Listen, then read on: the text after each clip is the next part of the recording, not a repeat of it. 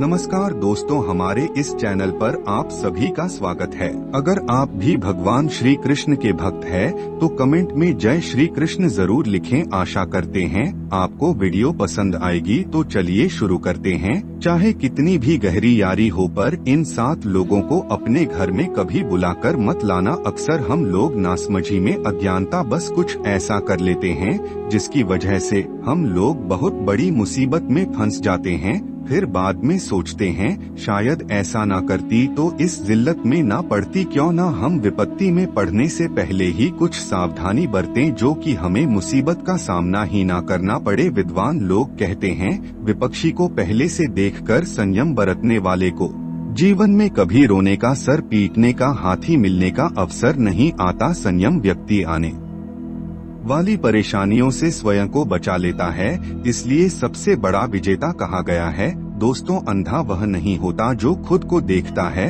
अंधा वह होता है जो दूसरों को देखता है। चैनल को सब्सक्राइब जरूर कीजिए। अगर वीडियो पसंद आए तो एक लाइक जरूर कीजिएगा और कमेंट बॉक्स में जय श्री नारायण लिखकर परमात्मा को अपना आभार व्यक्त करें। मनुष्य को कार्य करते समय पहले स्वयं के बारे में देख लेना चाहिए, फायदे में रहेगा या नुकसान में। स्वयं को से अपने आप को बचा लेता है, उस पर आने वाले संकट वापस लौट जाते हैं। जो खुद को देखकर नहीं चलता, वह अन्य आप को गुनाहों की भट्टी में झोंक देता है और निर्दोष होकर भी मारा जाता है। दोस्तों, इस संबंध में मैं आपको एक कहानी से रूबरू कराता हूँ। पंचतंत्र की कहानी आपको बहुत कुछ बताने वाली है कि कुएं में अपने परिवार के साथ एक मेंढक रहता था। परिवार बड़ा और अशिक्षित था, इसलिए उसके घर में हर समय कलह पड़ी रहती थी। अपने परिवार और रिश्तेदारों के साथ काफी दिनों से उसी कुएं में रह रहा था। परिवार में अधिक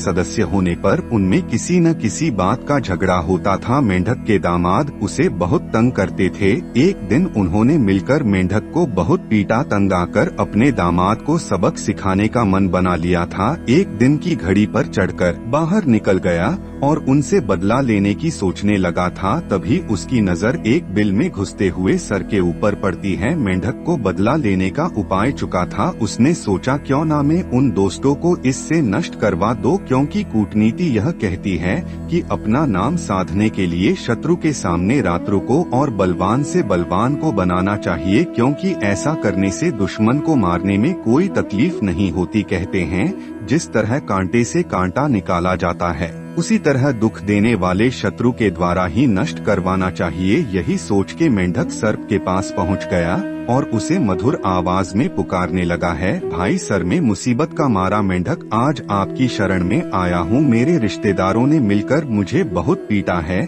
मैं अपनी जान बचाकर घर से भाग आया हूँ, वरना वे लोग मुझे आज मार ही डालते। अब तो आप ही मेरी मदद कर सकते हैं। आप उन्हें खाकर अपनी भूख मिटा लेना और मेरी परेशानी दूर हो जाएगी। आप मुझसे दोस्ती कर लो। फिर आवाज सुनकर सर्प ने सोचा, पता नहीं मुझे कौन आवाज दे रहा है। बुद्धिमान लोग कहते हैं, जिसके साथ दोस्ती नहीं करनी चाहिए, हो सकता है कि मुझे इस प्रकार बुलाकर बंधन में फंसाना चाहता हूँ। सर्प ने पूछा, अरे भाई तुम कौन हो, कृपया अपना पूरा परिचय दीजिए। एक मुसीबत का मारा हूँ और आपसे दोस्ती करने के लिए आया हूँ। आप कहने लगा, अरे भाई, दोस्ती होती है जिस किसी भी रूप में उसके पास नहीं जा सकता है, परंतु मैं अपने परिवार वालों से इतना परेशान हूँ, मुश्किल हो जाए तब अपने प्राणों की रक्षा करनी चाहिए। सांप ने सोचा, वैसे भी बूढ़ा हो चुका, दान भी नहीं मिलता है, खाकर अपना पेट भर लूंगा। जिसका कोई सहारा ना हो, ऐसा कोई काम पकड़ना चाहिए जिससे आराम से परिवार में पत्नी और बच्चे रहते हैं।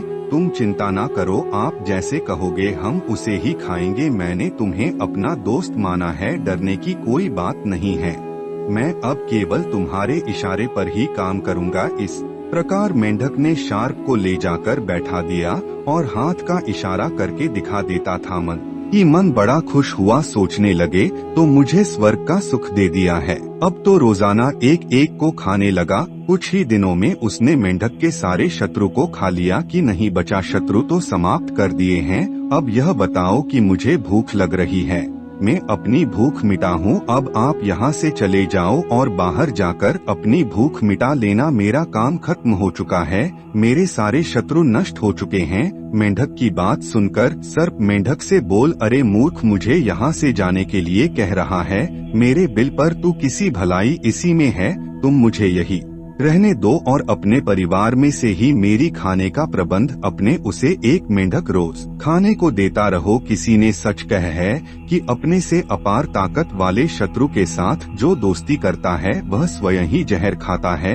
इसमें कोई शक नहीं। मेंढक सोचने लगा कि जहाँ जिसका सब कुछ जाता हूँ वहाँ अगर थोड़ी सी चीज देकर अगर बात बनती हो तो दे देना चाहिए, क्योंकि जोरावर व्यक्ति के मांगने पर जो निर्बल पुरुष दान भी मन से नहीं देता है, बाद में वह सब कुछ छीन लेता है। चतुर्वेदी वही है जहाँ सब कुछ आता है वह आधे को ही बचा लिया, क्योंकि सर्वनाश उसके लिए हो जाता है। थोड़े से के लिए बुद्धिमान पुरुष अधिक का नुकसान नहीं करते। मैडम लाचार होकर अब उसे खाने को देता था, अपने को खाने के बाद के पुत्र को ही खा लिया। इस बात से मेंढक बहुत दुखी हो गया और रोने लगा। तब उसकी पत्नी ने कहा, अब क्यों रो रहा है? बहुत दुखी हो गया और रोने लगा। तब उसकी पत्नी ने कहा, अरे दोस्त, अब क्यों रो रहा है? तूने तो अपनी जाति को ही समाप्त कर डाला, यह भी नहीं सोचा कि दुख के समय अपने ही जाति के लोग काम आते हैं। कहते हैं सब कुछ खोकर मेरी समझ में आ गया है कि अपनों के साथ विरोध, बलवान के साथ स्पर्धा, स्त्री, बालक और मूर्ति के साथ विवाद कभी नहीं करना चाहिए। मूर्ख करने वाली बातें सुख देने वाली नहीं होती है।